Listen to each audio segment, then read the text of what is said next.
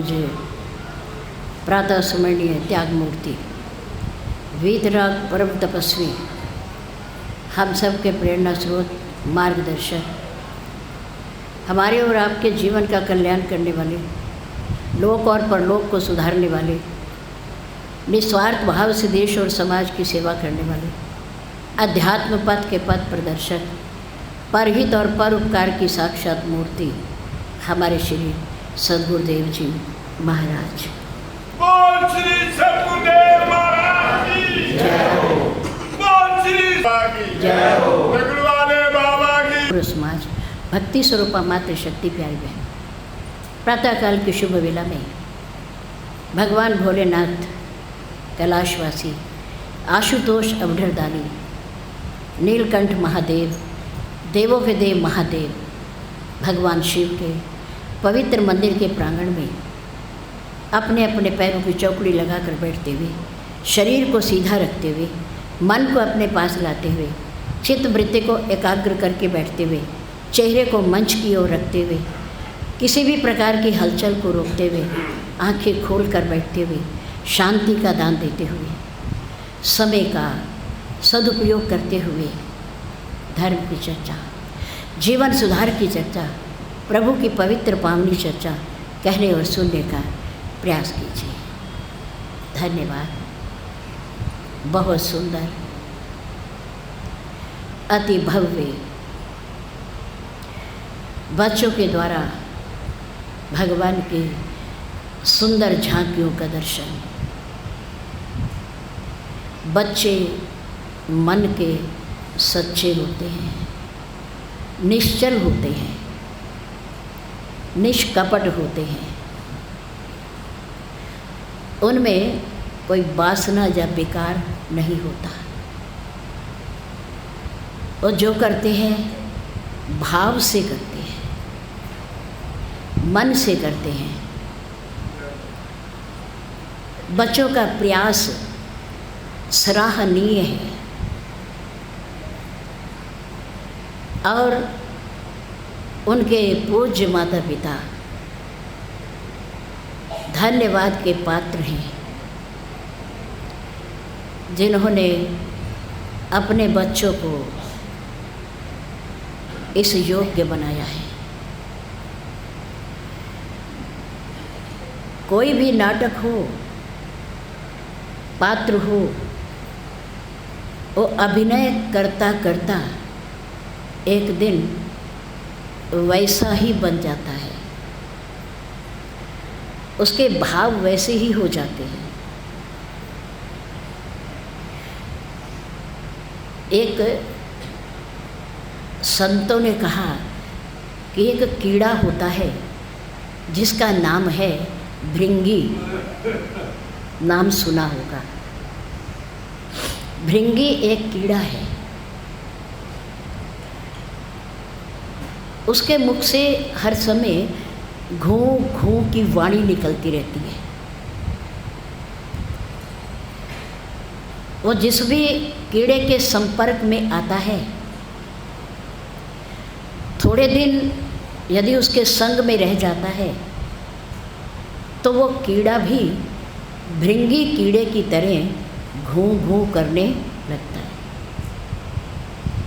संग का रंग है। हमारे बच्चे भगवत रूप बनाकर झांकियाँ प्रस्तुत करती हैं। कोई राधा बनती है, कोई सखी बनती है, कोई श्री कृष्ण बनती है, कोई सत्यभामा बनती है, कोई श्री हनुमान जी बनता है, कोई प्रभु राम बनता है, कोई श्री लक्ष्मण जी बनता है। जो जो भाव लेकर हमारे बच्चे ड्रेस पहन कर के बनते हैं, कुछ समय बाद उनके मन के भाव भी वैसे ही बनने लगेंगे, संस्कार वैसे ही आने लगेंगे। बहुत सुंदर। हम अपने उन परिवारों को, जिन परिवारों के बच्चे बच्चियाँ हैं, उनको बधाई देते हैं, मंगल कामना करते हैं कि बच्चे अपने भावी जीवन में इन्हीं संस्कारों को संजोए रखें, अपने विचार बनाए रखें। पता नहीं बड़े होकर ये अपने जीवन में क्या बन जाए, कोई नहीं जानता, किसी को नहीं पता। लेकिन माता पिता का प्रयास सराहनीय है, अच्छा है, बहुत सुंदर। धन्यवाद बहन सौम्या जी, बहन समीक्षा जी, बहुत सुंदर भाव रखे। ये भगवान के रास्ते पर चलने की या बढ़ने की पहली सीढ़ी है, और इसीलिए सत्संग होता है। इनके पूज्य माता पिता जी ने सत्संग सुना होगा, और सत्संग के आधार पर ही उन्होंने अपने बच्चों को ये संस्कार और शिक्षा दी होगी। धन्यवाद, सुंदर बात है।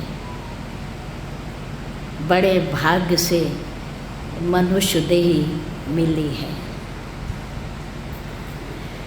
खा खा योनियों की मार जीव हुआ है लाचार, चोट सीने पे 84 लाख झीली है, बड़े भाग से मनुष्य देही मिली है।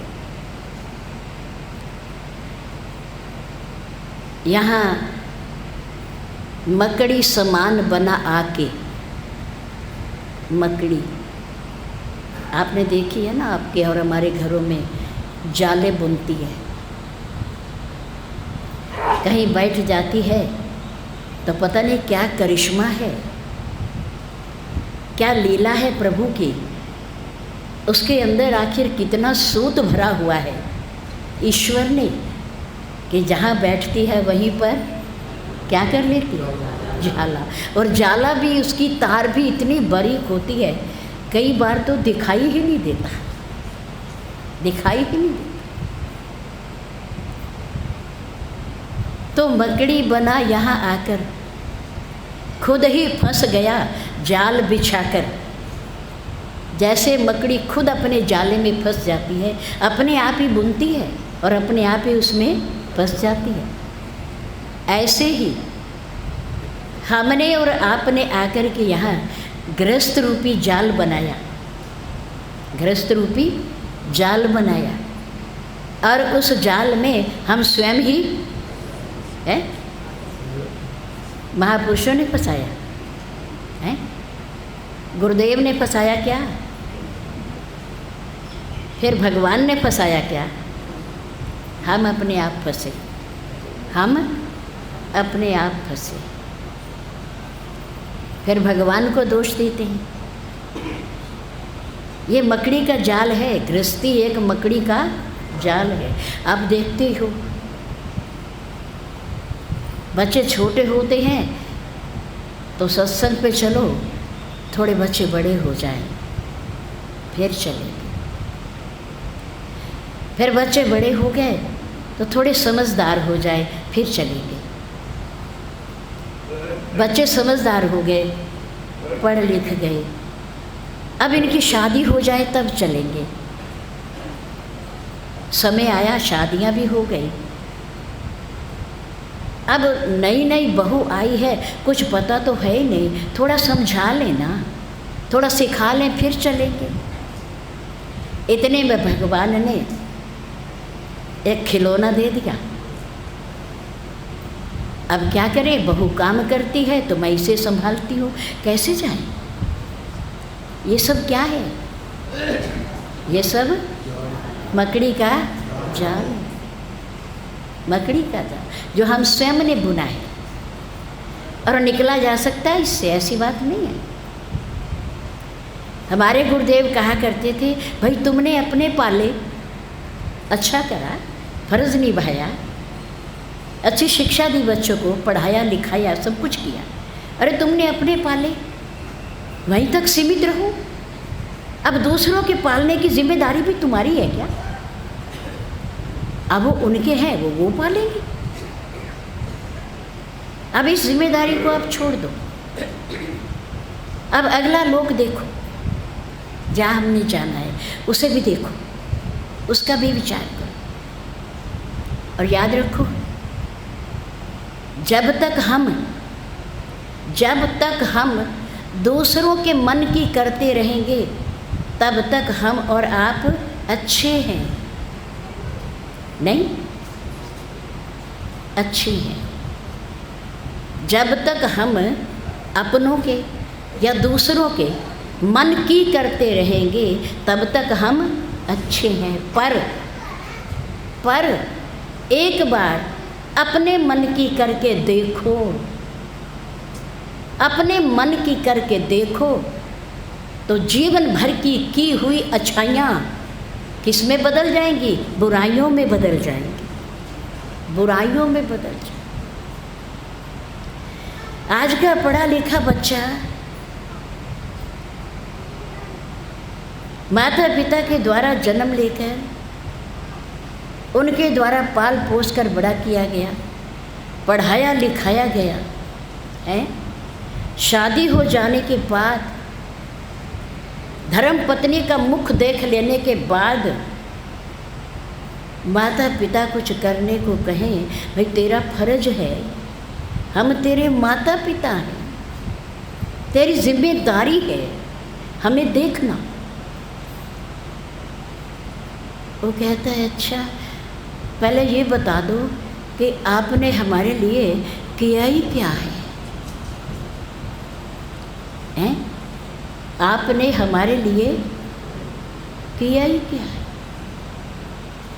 अरे भले आदमी, अरे माता पिता तुझे जन्म देकर ना पालते, इतना बड़ा ना करते, पढ़ाते लिखाते ना, तो तू अपने आप पैदा हो जाता क्या? हैं? अपने आप पढ़ लिख जाता क्या? आज बच्चा माँ को कहे, माँ देख आज मैं राजमा खाऊंगा। माँ ने भले ही दूसरी सब्जी बनाई हो, पर बच्चे को खुश करने के लिए माँ क्या बनाएगी? राजमा ही बनाएगी।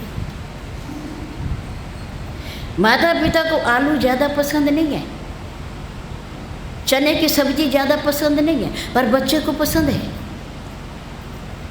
बच्चा कहता है मैं तो यही खाऊंगा।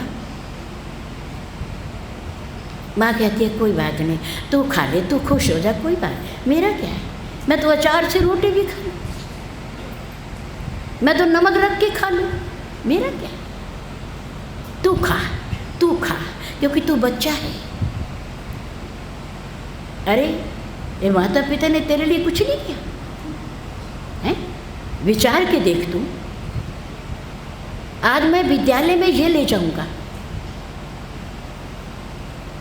माता पिता ने वही बना दिया। भले उन्हें नहीं खाना, उन्हें पसंद नहीं है, उन्हें सूखी रोटी पसंद है, दाल पसंद है, पर बच्चे दाल नहीं खाते। अगर उन्होंने भोजन की कुर्बानी दी है, अपने आप सूखी रोटी खा के तुम्हें परांठे खिलाए हैं, पूरी खिलाई है, राजमा चावल खिलाए हैं, तुम्हारी हर इच्छा का ध्यान रखा है, तो क्या उन्होंने कुछ नहीं किया? विचार करो। आज जो बच्चा कहता है कि आपने हमारे लिए किया ही क्या है, ये ना करने में है क्या?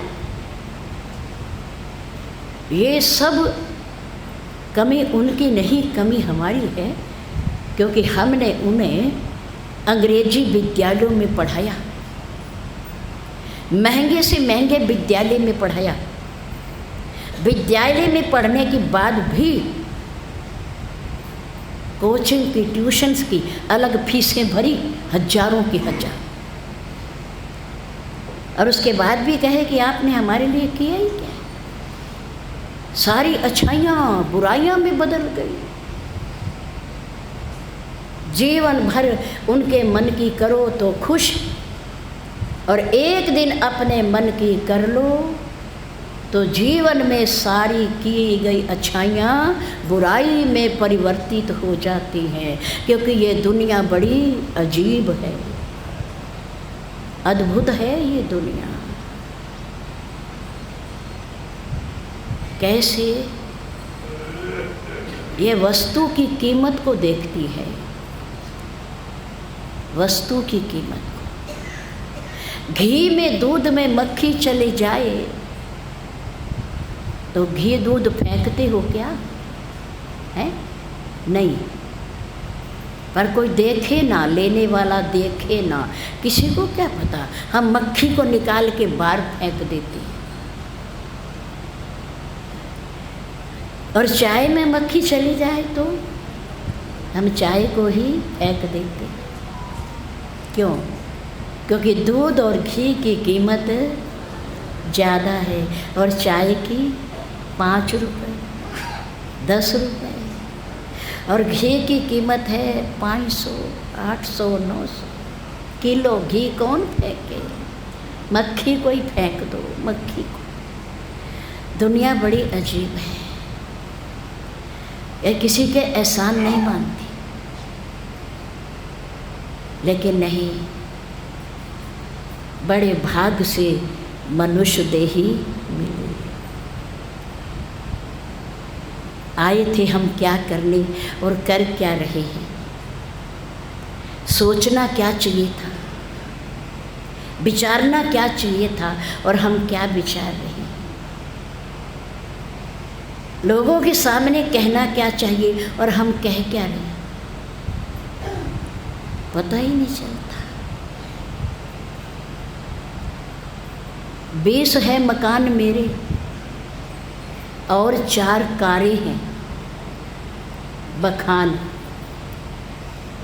धन दौलत का, ऐश्वर्य का, ठाट बाट का, जो अस्थायी है, कुछ दिन के लिए है, कुछ दिन के लिए। 20 है मकान मेरे और 4 कारें हैं मेरे पास। अपना परिचय किस प्रकार से देते हैं? और लोग मुझे मिल मालिक पुकारे।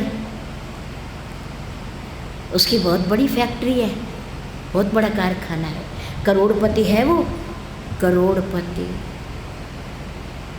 पर करोड़पति कब रोडपति बन जाए इसका कोई भरोसा नहीं। क्या भरोसा? कुछ नहीं पता। 20 है मकान मेरे और 4 कारें, लोग मुझे मिल मालिक पुकारे। और 12 कुत्ते हैं शिकारी, 1 बिल्ली है, बड़े भाग से मनुष्य देही मिली। वर्णन करना है तो ये करो कि मेरा परिवार प्रतिदिन पूजा करता है, पाठ करता है। मेरी धर्मपत्नी रसोई बनाती है, पहले भगवान को भोग लगाते हैं। पहला फुल्का रोटी गौ के लिए निकालते हैं, ब्राह्मण को खिलाते हैं, फिर हम प्रसाद पाते हैं। इनका बखान करो, इनका क्या बखान करो। ये तो अमीर होके इतना इतराया, अमीर होके इतना इतराया, कहे मैंने है दिमाग से कमाया। गर हो गया गरीब, कहे वह मेरे नसीब। हाय तकदीर मेरी ढिल्ली है, बड़े भाग से मनुष्य देही। क्या इसीलिए आए हम? विचार करो, बहुत ज़रूरी है समय रहते विचार कर लेना, नहीं तो भगवान राम जी के कथन अनुसार नरतन भव बारित कह बेड़ो। हम कल बता रहे थे ना कि समुद्र को पार करने के लिए क्या होता है? बेड़ा होता है, जहाज़ होता है, शिप होता है, जिस पर बैठकर समुद्र को पार किया जाता है। पहले व्यापार भी ऐसे ही होते थे। तो इस भव सागर से पार होने के लिए परमात्मा ने हमें बेड़ा दिया। हमें जहाज़ दिया। कौन सा जहाज़ दिया? बड़ा अलौकिक शरीर रूपी जहाज़ दिया। नर तन भव बारिद कै बेरो, सन्मुख मरुत अनुग्रह मेरो। इस बेड़े को चलाने के लिए अनुकूल वायु की आवश्यकता होती है। अगर जिधर बेड़ा जा रहा है और पीछे से वायु आ रही है तो बेड़ा बड़ी आसानी से चलेगा, और वायु यदि विपरीत दिशा से आ रही है तो बेड़े को चलाने के लिए बड़ी मेहनत करनी पड़ेगी, बड़ी मेहनत करने पड़े, चप्पू ज़्यादा मारना पड़ेगा, इंजन की ताकत ज़्यादा लगेगी। लेकिन प्रभु राम कहते हैं कि ये शरीर रूपी बेड़ा देकर, जहाज़ देकर और अपनी कृपा रूपी अनुकूल वायु देकर मैंने तुम दुनिया में भेजा है, भेजा है। जाओ, पार हो जाओ, जाओ। इसके खेने वाले कौन हैं? सद्गुरुदेव। कर्णधार सद्गुरु दृढ़ नावा। इस नाव को, बेड़े को चलाने वाले कौन हैं? श्री सद्गुरुदेव जी। उनके बिना ये चलता नहीं है, मनमानी दिशा की ओर जाता है। और यदि उनकी आज्ञा के अनुसार चलेंगे तो ये सही दिशा में जाएगा, सही दिशा में जाएगा। इसलिए कर्णधार सद्गुरु दृढ़ नावा, दुर्लभ साज सुलभ करी पावा। मेरे राम कहते हैं इस साज को प्राप्त करने के लिए मेरी अनुकूल वायु, शरीर रूपी, मानव शरीर रूपी सुंदर बेड़ा और संतों की शरण, सद्गुरुदेव के रूप में एक खिवैया जिसने बड़ी आसानी से प्राप्त कर लिया है भव सागर से पार होने के लिए। लेकिन फिर भी बड़ी सुंदर बात कही, जो न तरे भव सागर। ये बेड़ा भी मिल गया, प्रभु की कृपा भी प्राप्त हो गई, अनुकूल वायु भी हो गई, और कर्णधार के रूप में सद्गुरुदेव भी मिल गए। हमारी इच्छा को पूरी करने वाले और हमारे स्वार्थ को पूरा करने वाले, स्वयं निस्वार्थ, बिना इच्छा के, केवल हमारे कल्याण की कामना है और कुछ नहीं है। ऐसे सद्गुरुदेव भी प्राप्त हो गए। लेकिन फिर भी जो न तरे भव सागर, नर समाज अस पाई। ऐसा सुंदर साज पा करके जो भव सागर से तरने का प्रयास नहीं करता, शास्त्र उसकी निंदा करते हैं, शास्त्र उसकी निंदा करते हैं। सो कृत निंदक मंदमती मूर्ख है, उसकी बुद्धि अच्छी नहीं है। जो न तरे भव सागर, नर समाज अस पाई। सो कृत निंदक मंदमती आत्महन गति जाई। 3 बातें। वो निंदा के योग्य है, वो मंदमती है, वो मूर्ख है, महामूर्ख है, और आत्महन गति जाई। आखिर में शरीर छोड़ने के बाद वो उस गति को प्राप्त होता है जो आत्महत्या करने वाले को प्राप्त होती है। 3 बातें। कृतनिंदक, मंदमती, आत्महन गति जाए। अपनी आत्मा की हत्या करने वाला, जो उसे गति प्राप्त होती है, उस मनुष्य को वही गति प्राप्त होगी जो ऐसे सुंदर साज को प्राप्त करके, मानव देह को प्राप्त करके, सद्गुरुदेव के श्री चरणों में बैठकर मेरी कृपा रूपी अनुकूल वायु प्राप्त करके संसार सागर से पार होने का प्रयास नहीं करता। अब हम सोच लें कि हम प्रभु की बात को मान रहे हैं या नहीं मान रहे।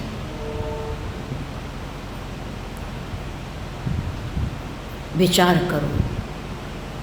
जो प्रभु ने कहा, जो मेरे राम ने कहा, उसको हम थोड़ा बहुत मान रहे हैं या नहीं मान रहे, आगे बढ़ने का प्रयास कुछ कर रहे हैं या नहीं कर रहे, भगवान की तरफ चल रहे हैं या नहीं चल रहे।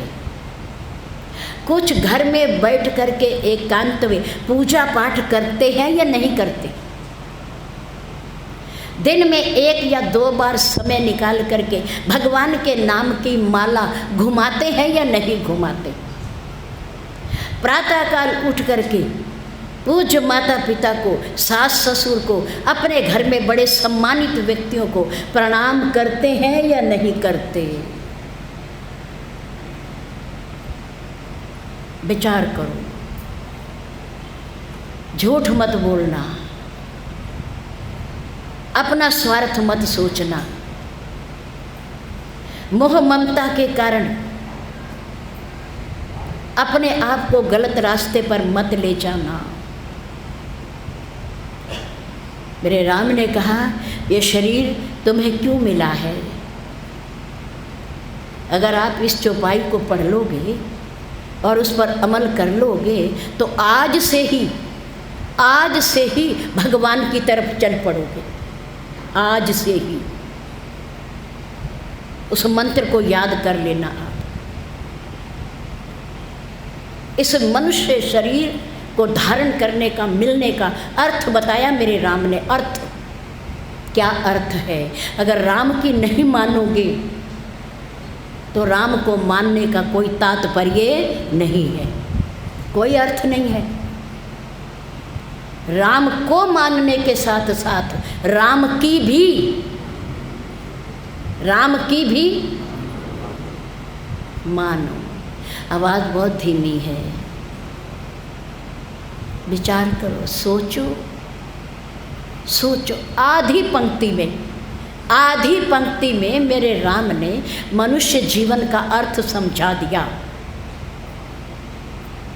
देह यानी शरीर, देह धरे का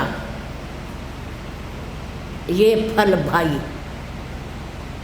मेरे भाइयों, मेरे मित्रों, सर्व सज्जन समाज, इस मनुष्य शरीर को धारण करने का अर्थ क्या है? हम क्यों आए हैं? विचार करो। देह धरे कर ये फल भाई, क्या? भजिए राम। किसका भजन करो? किसी का भी करो, हम मना नहीं। शाम का करो, राम का करो, माँ का करो, भोलेनाथ का करो, भगवान विष्णु का, किसी का करो। देह धरे कर ये फल भाई, भजिए राम। कैसे? सब काम बिहाई। आप सब बोलेंगे, देह धरे का ये फल भाई, भजिए राम सब काम बिहार। सब में ना सारे, काम में ना काम, बाहर के, अंदर के, घरेलू के, ऑफिस के, कहीं के भी, अपना हो पराया हो, किसी का भी। बिहाई में ना छोड़ के, बिहाई में ना छोड़ के, दुनिया के सारे काम छोड़ के क्या करो? राम का भजन करो, परमात्मा का भजन करो। मेरे राम ने बताया, देह धरे का ये फल भाई, भजिए राम सब काम बिहार। पर विचार करो कि हम इसके विपरीत चल रहे हैं। हम क्या करते हैं? पहले कि भजिए काम है, भजिए काम प्रभु राम बिहार। राम को छोड़कर पहले काम कर लो, है समय क्या कहेगा। काम जरूरी है, राम जरूरी नहीं है, काम जरूरी है। इसीलिए तो 9-9 बजे तक आता है समाज, 8:30 बजे का टाइम है सत्संग, 8:45-9 बजे आता है। क्यों आता है? काम, प्राथमिकता किसको है? काम को है। राम को बाद में है, बाद में। पर नहीं, मनुष्य शरीर का अर्थ तो यही है कि भजिए राम सब काम बिहार। रोटी पानी भी छोड़ दो, भोजन भी छोड़ दो, हैं? संध्या हो गई है, शाम को संध्या हो गई है, सूरज छिप रहा है और चंद्रमा निकल रहा है। सारे काम छोड़ दो, कपड़ा नाप रहे हो छोड़ दो, थान गिन रहे हो छोड़ दो, सौदा तोल रहे हो छोड़ दो, हैं? कहीं भी बैठे हो, मशीन चला रहे हो छोड़ दो, संध्या हो गई है। सब काम बिहाई, खाना बना रहे हो, भोजन बना रहे हो, कपड़े धो रहे हो, कुछ भी कर रहे हो, सारे काम। गिनती नहीं बताई उन्होंने, भगवान ने गिनती नहीं बताई कि कितने काम छोड़ के, सारे काम छोड़ के, सब काम बिहाई, कुछ भी कर रहे हो, सब पीछे और राम पहले। पर सचमुच बताना, झूठ मत बोलना। आपके लिए काम पहले है या राम पहले है? झूठ नहीं बोलना।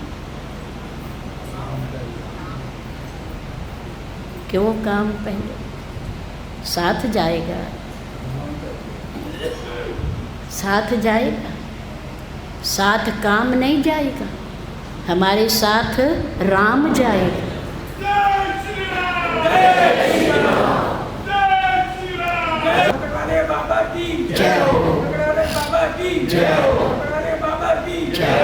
तो जो पहले जाएगा उसे पहले करो, काम करो, कोई नहीं रोकता, करना पड़ेगा, गृहस्थी है, गुजारा तो करना है ना, भोजन भी बनाना है, कपड़े भी पहनने हैं, सफाई भी करनी है, व्यापार भी करना है, हैं? सब कुछ करना सब कुछ है। पर सब कुछ से पहले, सब कुछ से पहले क्या करें? राम को याद करें, राम को याद करें। सब काम बिहाई, इस मंत्र को आप लिखेंगे अपने अपने घर में, और वो कागज़ अपने सामने लगाएंगे, रसोई में, दुकान में लगाएंगे। देह धरे का ये फल भाई, भजिए राम सब काम बिहार। अगर काम पहले होता तो ग्रंथकार पहले काम को लिख देता कि भजिए काम प्रभु राम बिहाई। पर नहीं, उन्होंने कहा सारे काम छोड़कर पहले क्या करो? राम का भजन करो। आप दुकान पर बैठे हैं, मेरा परमात्मा वहाँ भी है। आप किसी कारखाने में बैठे हो, वहाँ भी मेरा राम है।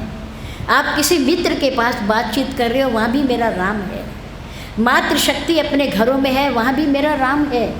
आप बस में यात्रा कर रहे हो, वहाँ भी मेरा राम है। और आप रेल में यात्रा कर रहे हो, वहाँ भी मेरा राम है। और संध्या हो जाए, संध्या हो जाए, वहीं बैठे बैठे, कुछ फूल पत्ती नहीं चाहिए, धूप बत्ती नहीं चाहिए, कुछ भी नहीं चाहिए उसके लिए, बस हाथ जोड़ दो बैठे बैठे, और मानसिक रूप से, मन से उनके दर्शन करते हुए राम नाम की माला गिन लो। क्या लगता है? मित्र से 2 मिनट बात करना बंद कर दो, और मन में राम नाम की माला घुमा लो, उसे याद कर लो, कौन रोकता है? कौन रोकता है? आप कारखाने में बैठे हो, अकेले बैठे हो, दुकान पर अकेले बैठे हो, कोई ग्राहक नहीं है, संध्या हो गई, बैठे बैठे वहीं हाथ जोड़ दो, परमात्मा वहाँ भी है। हरि व्यापक सर्वत्र समान, प्रेम से प्रकट हो ही मैं जाऊं। पुकारो उसे, जहाँ भी बैठे हो उसे वहीं हाथ जोड़ दो, वहीं से आपकी प्रार्थना वो स्वीकार कर लेगा। घर में हो, बाहर हो, अंदर हो, ऊपर हो, नीचे हो, कहीं भी कोई रुकावट नहीं उसके लिए। ये मत सोचो स्थान ढूंढो, स्थान ढूंढो, एकांत में बैठकर भजन करेंगे, नहीं, ये काम पूरा कर ले। सब्जी रखी है चूल्हे पर, कहीं खराब ना हो जाए, जल ना जाए, फिर करेंगे, अरे नहीं, चूल्हे की आग कम कर दो ना, कम कर दो, उसमें पानी डाल दो, पर निश्चिंत होकर 2 घड़ी भगवान का भजन कर लो। ये ज़रूरी है, काम ज़रूरी नहीं है, काम ज़रूरी नहीं है। 10 काम छोड़ करके स्नान करो, 100 काम छोड़ करके भोजन करो, और 1000 काम छोड़ करके भगवान का भजन करो, भजन करो। ये तो हम कहते हैं, लेकिन मेरे राम ने गिनती नहीं बताई कि कितने काम छोड़ो। उन्होंने कहा सारे काम छोड़ो, सारे काम छोड़ो और बैठकर भगवान का भजन करो, क्योंकि ये शरीर उसी के लिए ही मिला है। देह धरे का ये फल भाई, बोलो, काम विहार। जिनको याद होगा वो लिख लेंगे, नहीं तो हम कल बता देंगे श्री रामचरितमानस में कहाँ है, ये मंत्र कहाँ है, वहाँ से लिख करके आप अपने घर में लगाना। बहुत ज़रूरी है, काम की चीज़ है। चलते फिरते भी प्रार्थना हो जाती है, सोने से पहले भी प्रार्थना हो जाती है, और सबसे पहले बिना नहाए उठते भी प्रार्थना हो जाती है। प्रार्थना का कोई समय नहीं है। संध्या 2 समय है, लेकिन प्रार्थना का कोई समय नहीं है। जब कर लो कहीं सत्य प्रिय वचन विचारी, जागत सोवत शरण तुम्हारी।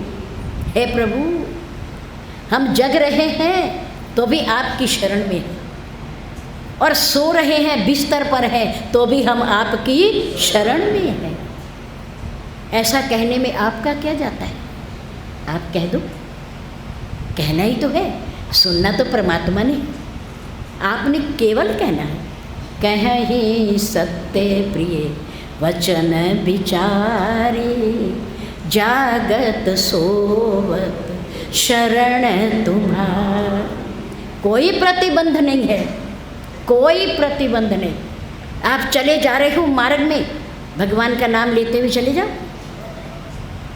रास्ता भी सही हो जाएगा और मंजिल भी सही हो जाएगी, सारे काम सही हो जाएंगे, सारे काम। सुरसा ने कहा हनुमान जी को, 400 कोस का समुद्र पार करके आयो, अभिमान मत करना, अहंकार मत करना कि मैंने पार कर लिया है, आगे अभी बहुत बड़ा रास्ता है, बहुत बड़ी रुकावटें हैं आगे। फिर मैं क्या करूं? फिर तुम प्रभसी नगर, लंकनी ने कहा, लंकनी ने हनुमान जी से कहा कि समुद्र पार करके आ गए हो, अभिमान ना करना। अबे सबसे पहले तो मैं रुकावट हूँ, तुम मेरे से बिना पूछे आगे कैसे जा सकते? तुम चोरों की भांति आगे बढ़ रहे हो। हनुमान जी ने कहा अच्छा, इसकी बुद्धि में भ्रम हो गया है, शायद गलत बता दिया किसी ने इसे। मैं चोर नहीं हूँ, चोर तो इसके अंदर बैठा है, पर मैं तो चोरी का पता लगाने आया हूँ, मैं तो पता करने आया। मेरी माँ कहाँ है, सीता कहाँ है, मैं तो ये देखने आया। लंकिनी ने कहा देखो आगे की बाधाएं तुम्हारा रास्ता न रोके, तुम सही सलामत अंदर चले जाओ और जिस कार्य से आयो वो तुम्हारा हो जाए। एक मूल मंत्र दे रही हूँ, मूल मंत्र जो पहले भी उनके पास है, पहले से ही है उनके पास, और उसी मंत्र के सहारे वो समुद्र पार करके आए हैं। लेकिन फिर भी लंकिनी ने कहा नहीं नहीं, मेरी बात सुनो। प्रभु श्रीनगर कीजिए सब काज, हृदय राखी कौशलपुर राज। है ना, आपको देवी जी हम कोई भगवान को ना मानने वाले हैं? आपको क्या पता कि हम पूजा नहीं करते, हम माला नहीं घुमाते, हम भगवान की आरती नहीं करते होंगे? अरे करते होंगे, माला भी घुमाते होंगे, भगवान को प्रणाम भी करते होंगे, पर फिर भी करना चाहिए, फिर भी करना चाहिए। करते हो तो करते रहो, करते हो तो भी करो, और नहीं करते हो तो भी करो, तो भी करो। हनुमान जी राम जी का नाम लेते हुए उनकी अंगूठी को साथ लेकर समुद्र पार करके आ गए, राम का सहारा लेकर पार करके आ गए। लेकिन फिर भी लंकिनी ने कहा नहीं, मेरी बात मानो। प्रभु श्रीनगर कीजिए सब काजा, हृदय राखी कौशलपुर राजा। क्यों? आगे आगे आपको बहुत कुछ मिलने वाला है, समस्याएं बाधाएं आने वाली हैं। गरल सुधा रिपु करहि मिताई, गोपद सिंधु अनल शीतलाई, गरुवे सुमेरु रेणु समताई, राम कृपा करि चित वही जाय।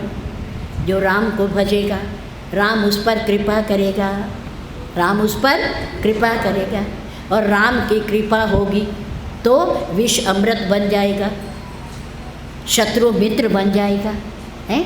बहुत बड़ी बाधा गऊ के खुर के समान बन जाएगी। मेरू जैसा ऊंचा बड़ी बाधा समस्या कोई रास्ते में आने वाली है तो वो धूल के समान हो जाएगी। राम कृपा करी चित वही जाए। बस एक बार मेरे राम जिसको कृपा भरी दृष्टि से देख लेते हैं उसकी सारी बाधाएं दूर हो जाती हैं। पर कृपा कब करते हैं वो? जब हम उन्हें याद करते हैं तो वो कृपा करते हैं। इसलिए देह धरे कर ये फल भाई, भजिए राम सब काम बिहाय। अब कल से आप 8:30 बजे यहाँ आ जाएंगे, आज जो 9 बजे आए वो भी, क्योंकि सब काम बिहाय। क्या करना है? सारे काम छोड़ के, कपड़े धोने हैं तो जाके धो लेना, भोजन बनाना है जिनके लिए बनाना है, अगर वो आपके साथ है तो किसके लिए बनाना है फिर जाके बना लेना। सफाई करनी है तो क्या, घर वाले तो आप यहाँ बैठे हो, किसने आना है, सफाई भी जाके ही कर लेना है। और दुकान के ताले तो 10 बजे खुलते हैं,